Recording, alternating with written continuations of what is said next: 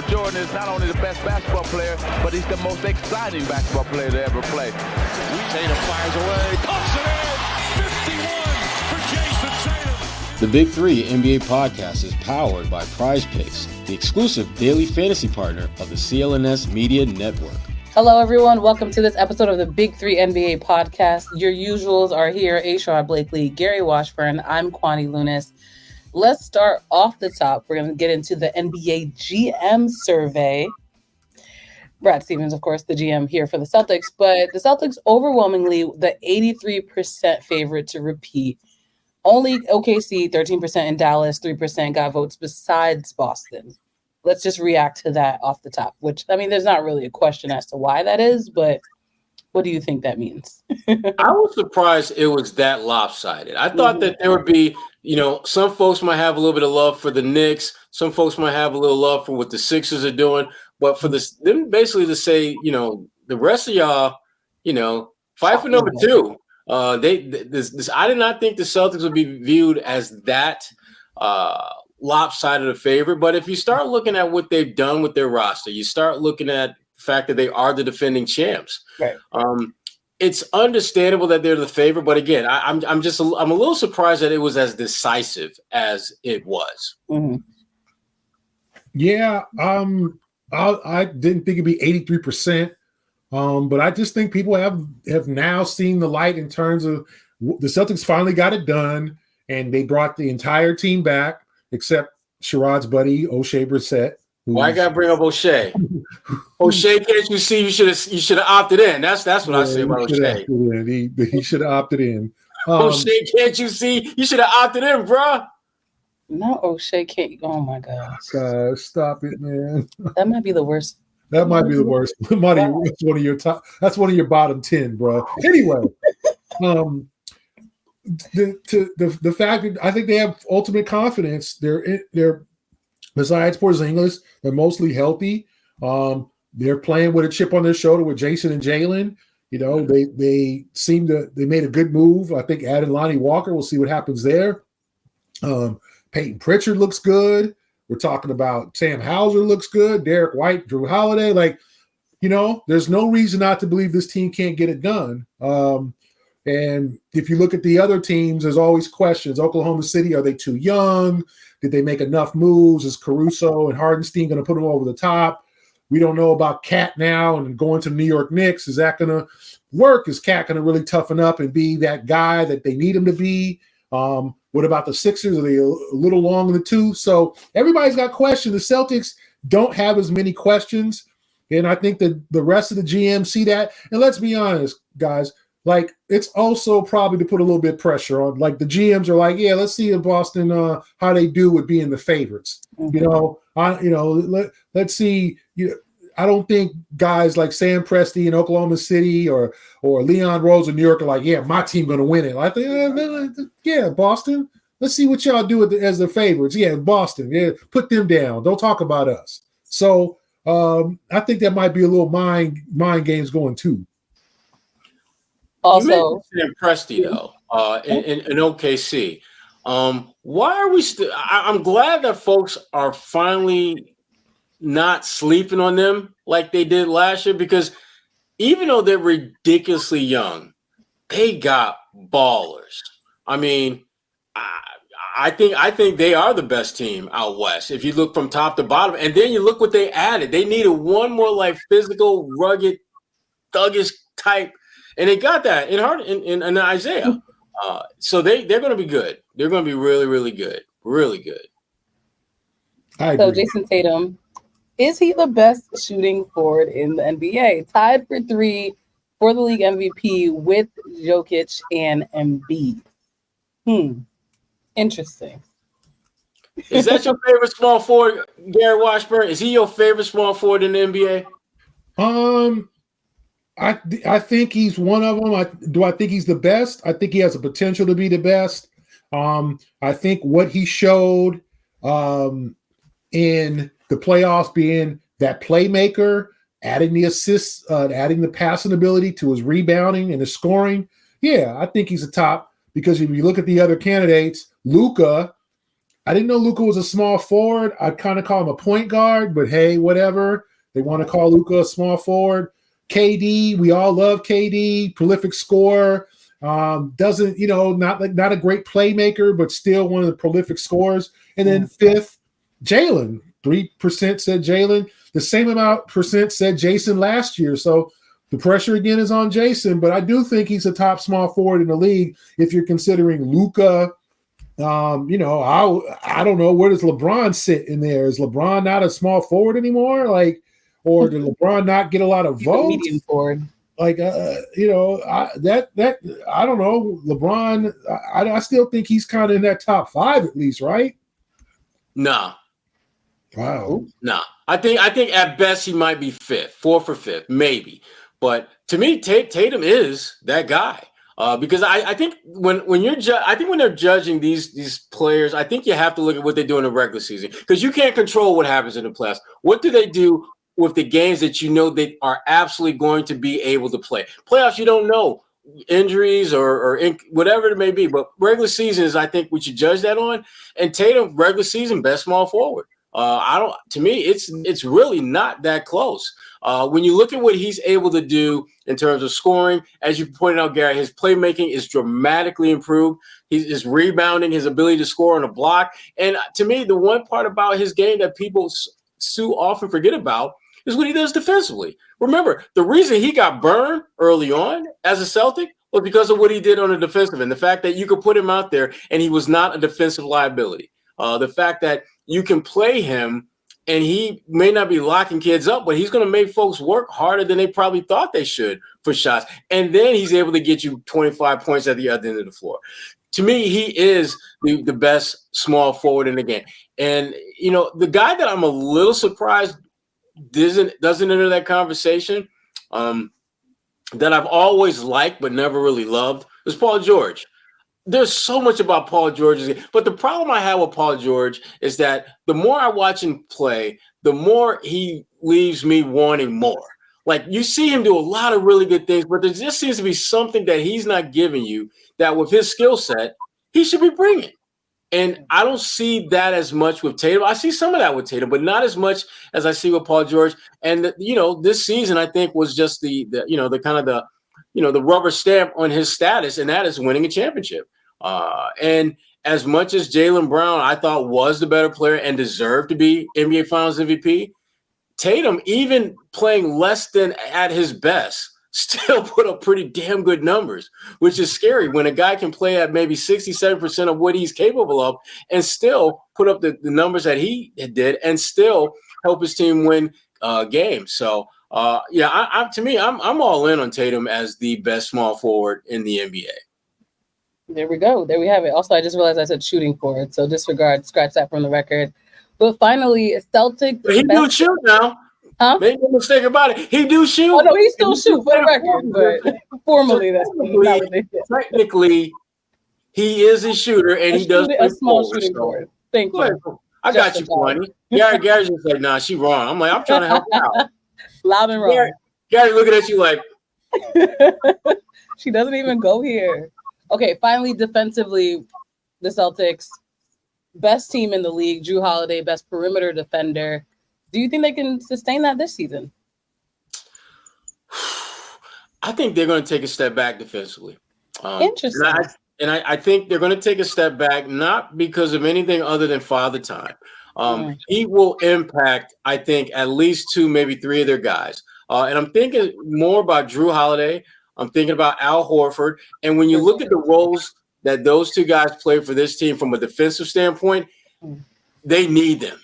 They need them badly. And I'm more worried about Al than I am Jrue, because if Drew's not at the top of his game defensively, you got another All-NBA type in Derek White, who's just, you just put him in positions where he has to be a top-tier defender more times than he was last season. But if Al Horford's game isn't where it needs to be defensively, they have no options.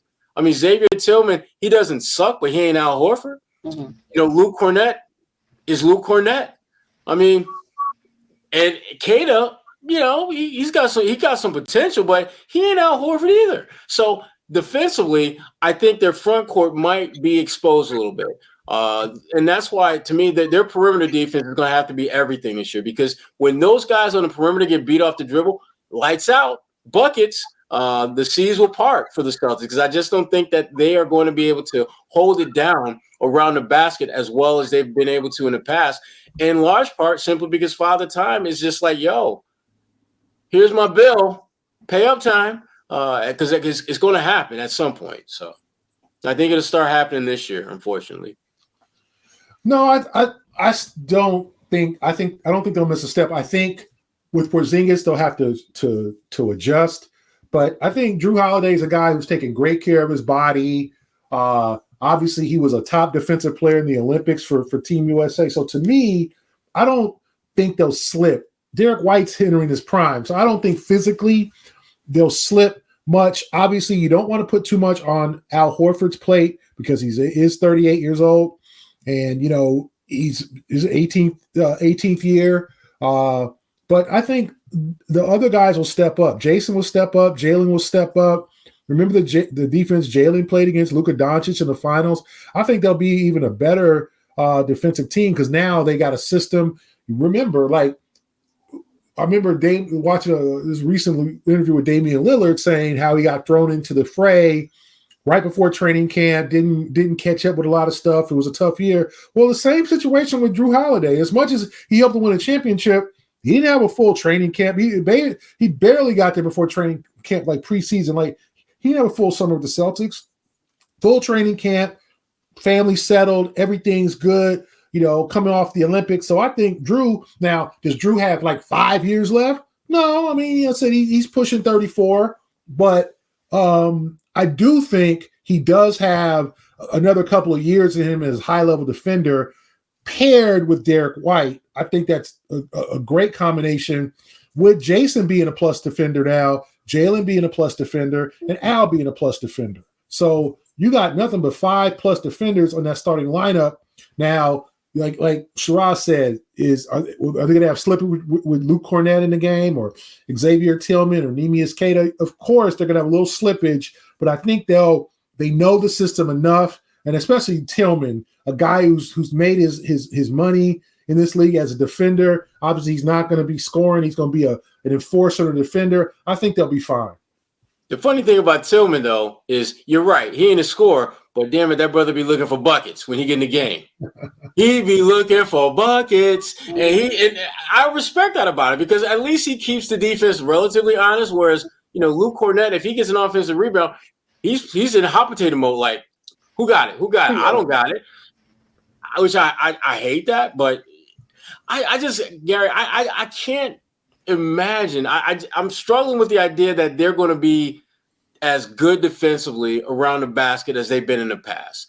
Now, the one thing that might change my mind on that is if they start dabbling with Tatum as a small ball center, because Tatum, with his length, his ability to space the floor, that will pose a different dilemma for opponents if all of a sudden you got to deal with him at that 5 spot, because he's strong enough now to where there's not a lot of guys that play the 5 that can easily manhandle him. They're going to be certain nights where they can literally get away with playing Tatum at the 5 spot and it not hurt them around the basket.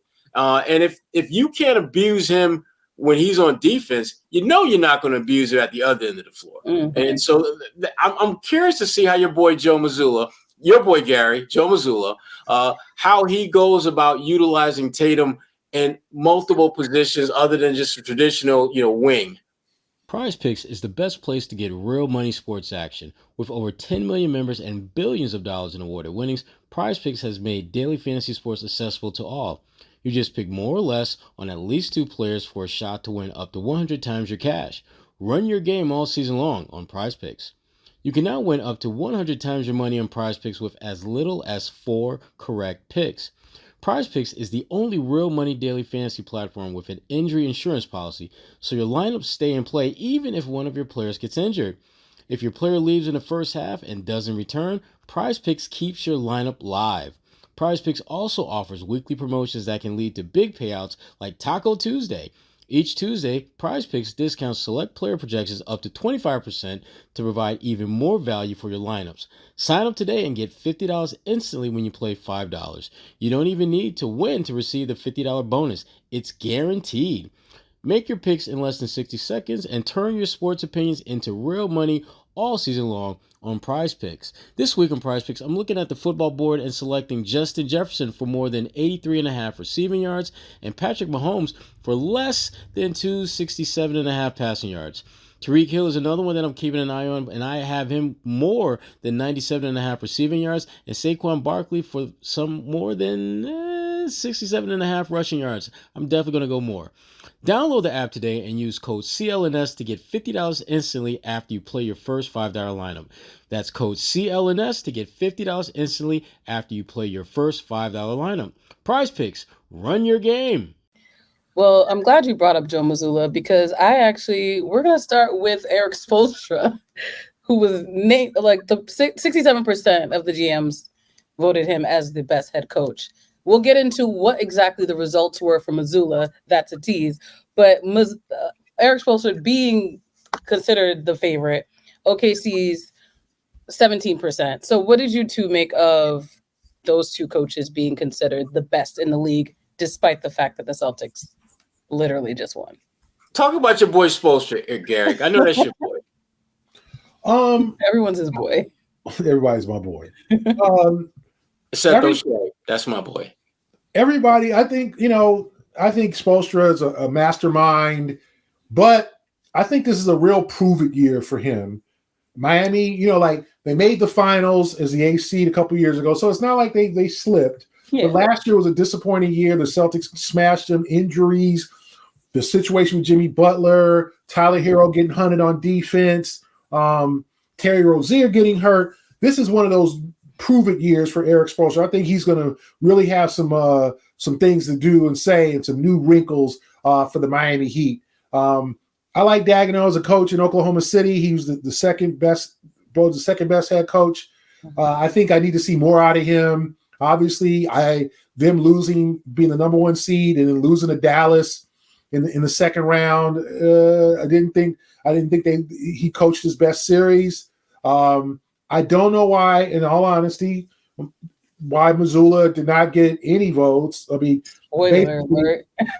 he got 5 coaches. Budenholzer got votes. Mm-hmm. I mean, really? It's disrespectful, to be honest. No championship. Budenholzer has not won a title. Sorry. He's not won he did win a title, with Milwaukee. Now he's in Phoenix, but he's just coming back. He was fired in Milwaukee. Chris Finch, solid coach. Minnesota got smashed by Dallas in the Western Conference Finals. So I'm a little. I mean, if Mazzulla wants to use that as fuel, I would not blame him. As much as and I know he got ranked when another poll is 11th best coach in the league, which he could see as being flattered that he's in the top, pretty much the top third of NBA coaches. But leading the team to a championship, he doesn't get 1 vote. If I'm him, I'm upset. I'm annoyed at least. I mean, he probably doesn't take it too personally. I said, I'm not a obviously Celtic hung, but I do think Mazzulla is a real top 5.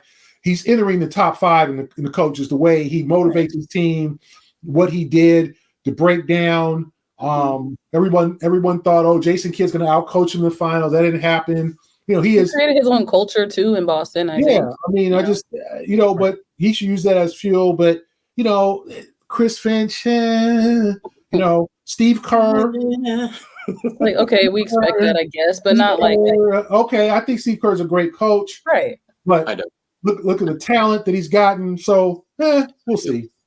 Or you don't, or you do. I don't think he's a great coach, and yes, I do look at the talent that he's had.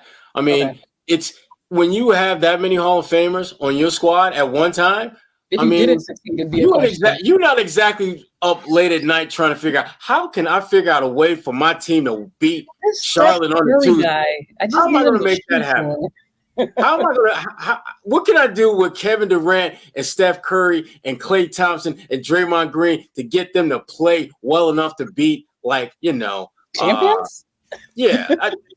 No. Well, back to Eric Spoelstra. He is the best coach in the NBA, in my opinion. And I say that because his track record has shown his ability to win with lots of different styles. He just figures out what's the best way for my team to win. And the thing that's the one thread that binds all his teams is they're just tough. There are some tough SOBs from top to bottom. And that's why the last couple of years have been surprising, because they're not nearly as tough.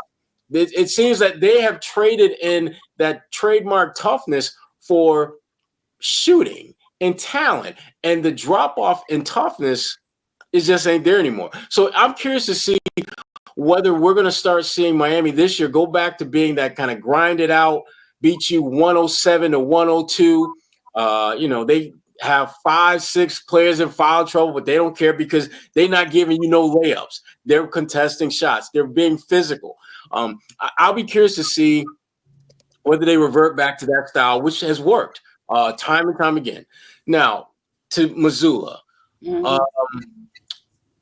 the disrespect is palatable for him to not get a single vote. I mean, this is the same dude. Remember when he was asked about, teams, having a target on your back, he said, forget about the target on the back. We want the crosshairs right between the eyes. When he said that, I was like, oh my God, I want that man as my coach. Because you know why?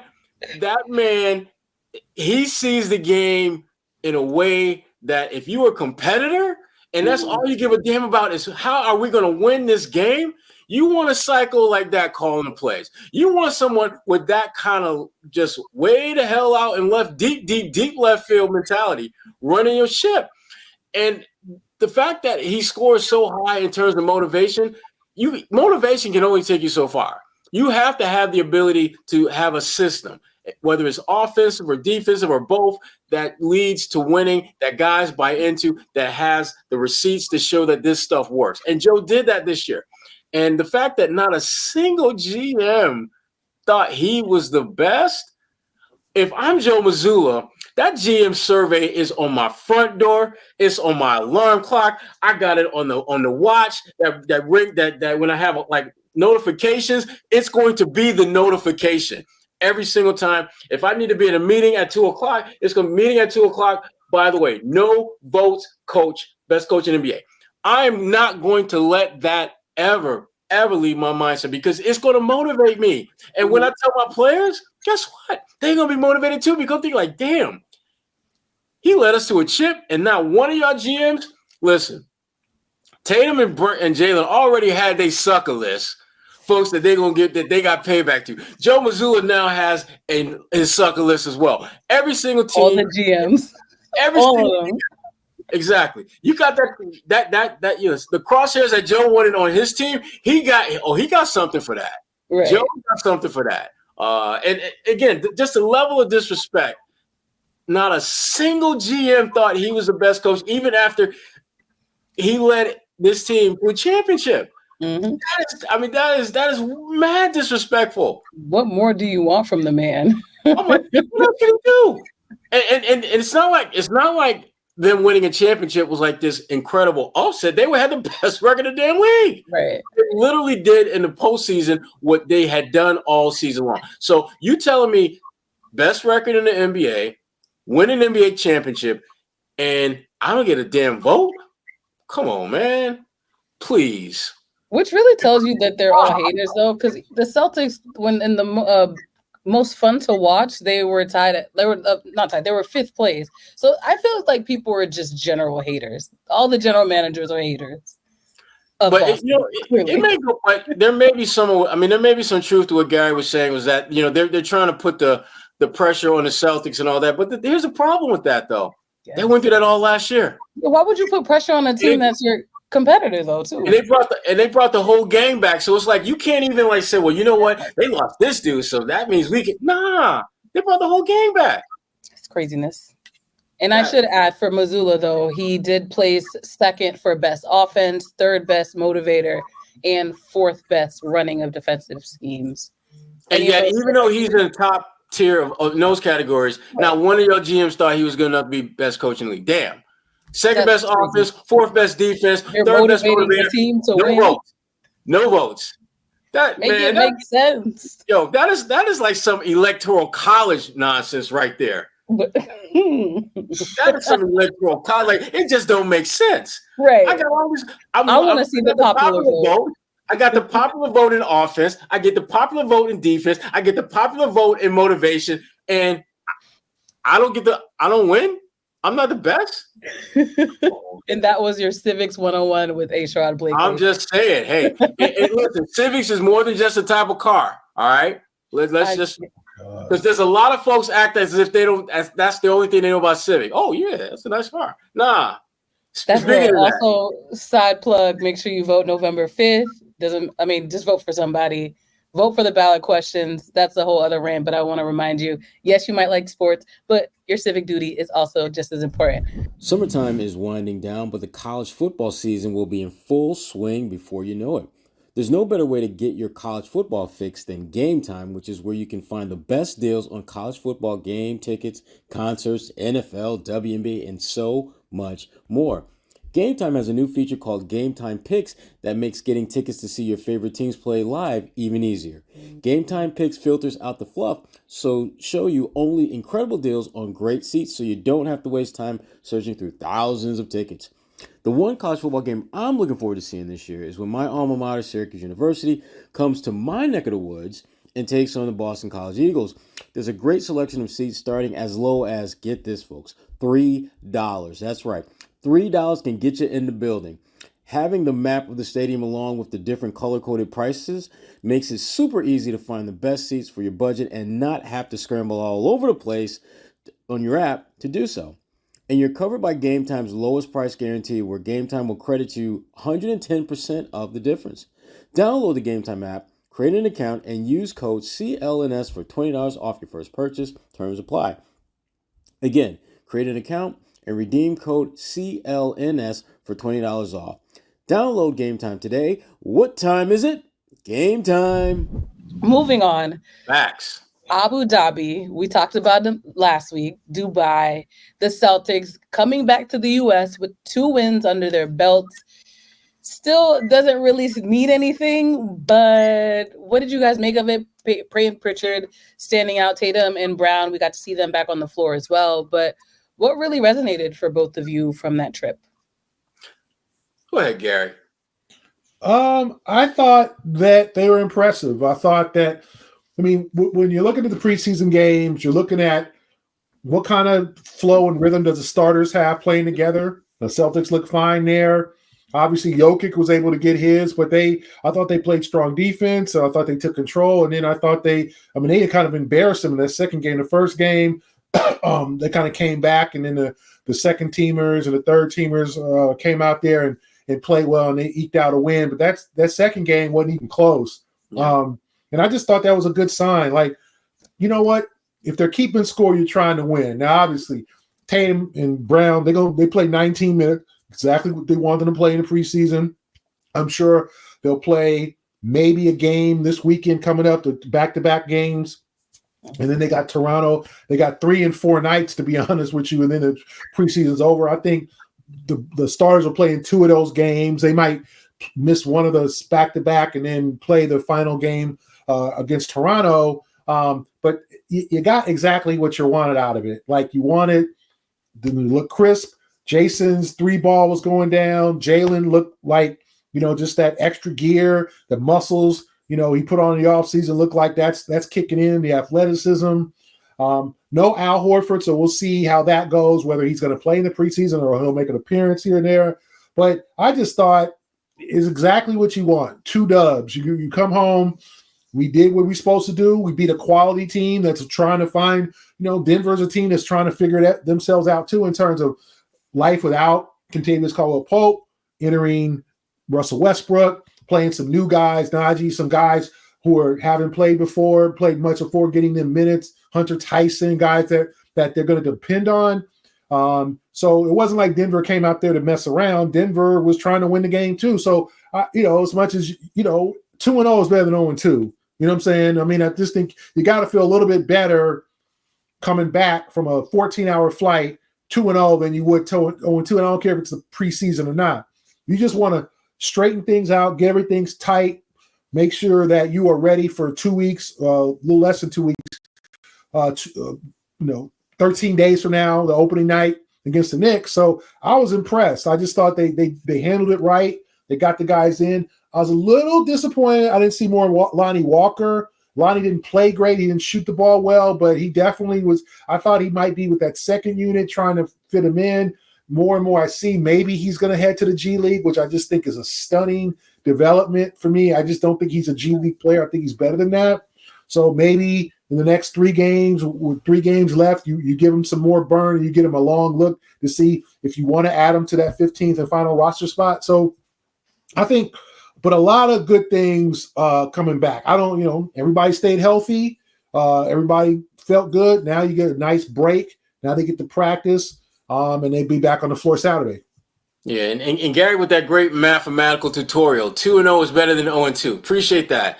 Wait, love that. Thank you. Listen, Thank you.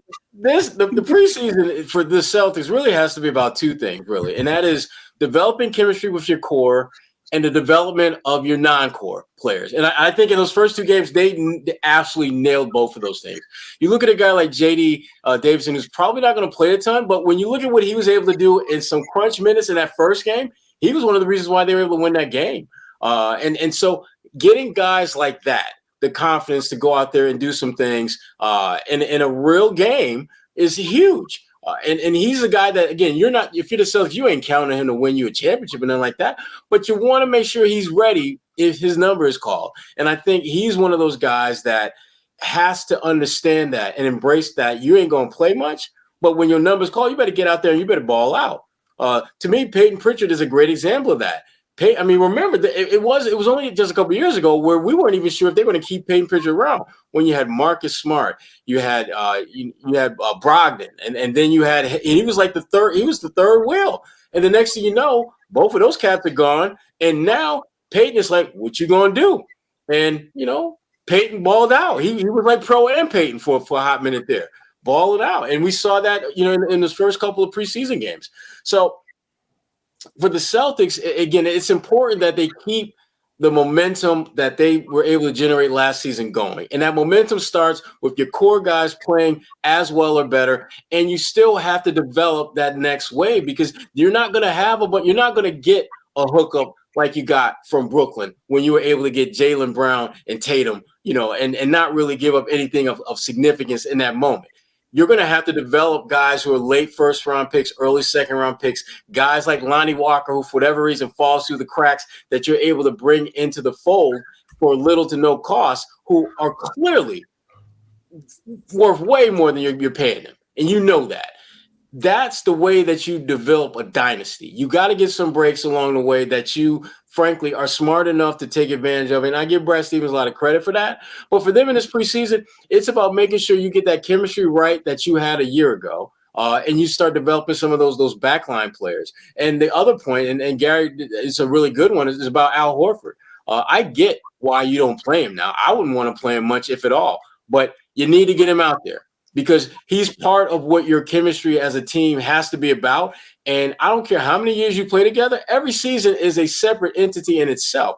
Guys don't move the same way in 2022, 23 as they move now. Some guys are a little quicker. Some guys are a little slower. Your timing, your chemistry, all those things have to be aligned. And the only way you can work that to its perfection or near perfection is you got to play together. And so they need to get Al out there, even if it's only for 5-10 minutes here and there, but they need to get him playing with that core group. So they can't rely on what he's been able to do in the past because we don't know where he's at and we don't know where the guys around him are at as it relates to Al. So I was impressed as hell with what they did against Denver. That first game, it felt like a lot of games we saw from the Celtics last season where good team, Celtics not really winning, and then they hit like a 3 or 4 minute stretch where they just ball out. Mm-hmm. They put the ass whipping on you in like 3 or 4 minutes, and next thing you know, you going home with a fat L, even though you led for most of the game or a significant portion of it. And then the second game, it was just like, all right, y'all, we ain't letting game 1 happen again. We just taking it to them from the jump. We're not gonna play around. We stealing their lunch money and eat that lunch in their face, and they did. I mean, Denver looked like Charlotte on the Tuesday. Yikes. Oh, looking ahead. Rewind by Tatum, by the way. That might be one of his best, like, Tatum. I didn't really come up with something real catchy, but damn, I came up with something real catchy moments. No, that was a bar. Absolutely. So looking ahead, they have 3 more preseason games. They're playing Philly and Toronto back-to-back. Then they go to Toronto for that final preseason game. But looking at Philly, what are your expectations for that game? And honestly, what are your expectations for Toronto as well, even though we'll reconvene before then? Toronto's going to be garbage this year. They're just not going to be very good. So I'm not even thinking about them as far as preseason. To me, the purpose of playing Toronto is to just get a workout against guys that aren't on the payroll. That's all you're looking to do. You just try to get the cardio up, make sure no one gets hurt. Yeah, and just give your guys, again, that developing your younger players, give them some opportunities against some real NBA players, and get your core guys just working on chemistries.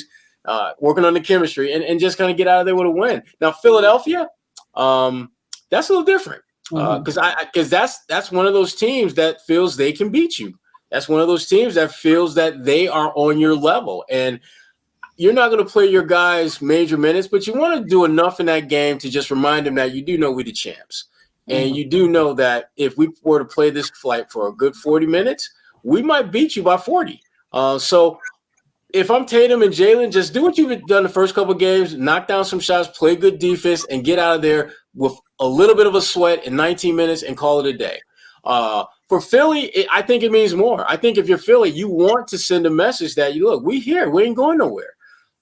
And like I said, the Celtics are the team to beat. Everyone knows that. Every damn GM pretty much said that.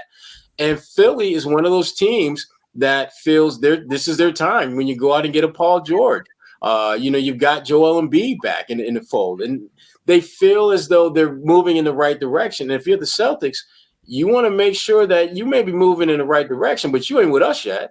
And this game isn't going to mean anything in the grand scheme of things, but it means a little bit to us. It's a reminder game of where you are, where we at, and that's that. That's right. Yeah. I mean, I don't know how much Philly's going to show. I mean, they don't play him, I think, until Christmas. So I think Philly's just worried about themselves right now. They're just worried about keeping everybody healthy, getting some rhythm and flow because they got a lot of new guys in their locker room. They want to keep Joel Embiid on ice to make sure he's healthy. Tyrese Maxey, make sure he's fine.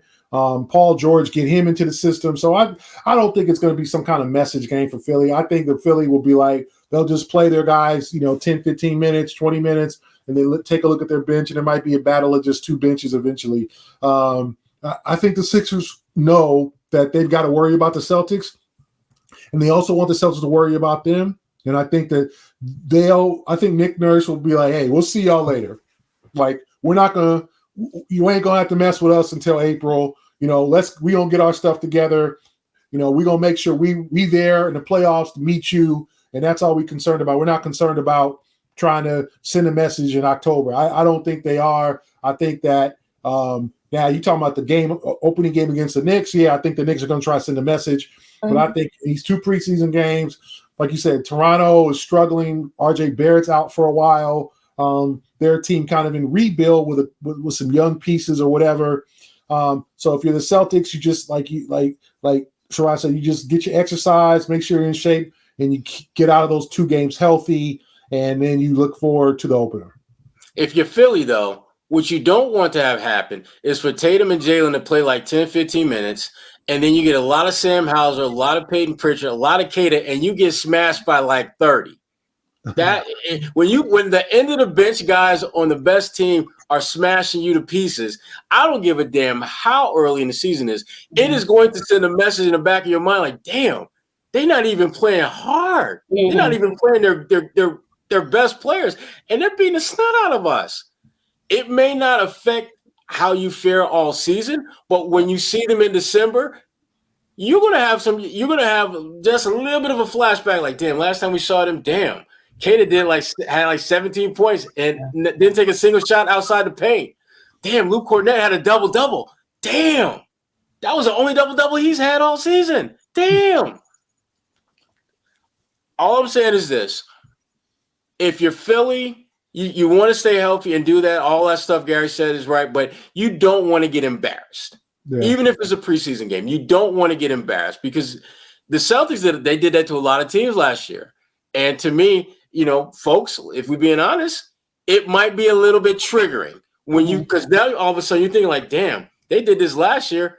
They brought everyone back. They're doing it again. Oh, hell. What we going to do? So I think Philly just needs to play a good game. You don't have to win. Just play a good game. So for those who want to watch, those games are this weekend, and we'll be back next week with more of the Big 3 NBA podcast. Any final words from the two of you? Buy Gary's book.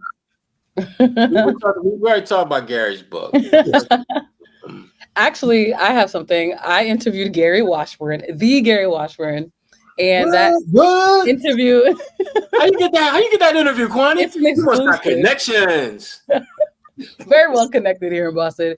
That will be dropping. Actually, by the time you listen to this, it will be online. So just go to NBC10Boston.com or YouTube and find our NBC 10 Boston channel and watch it. Let me know what you think.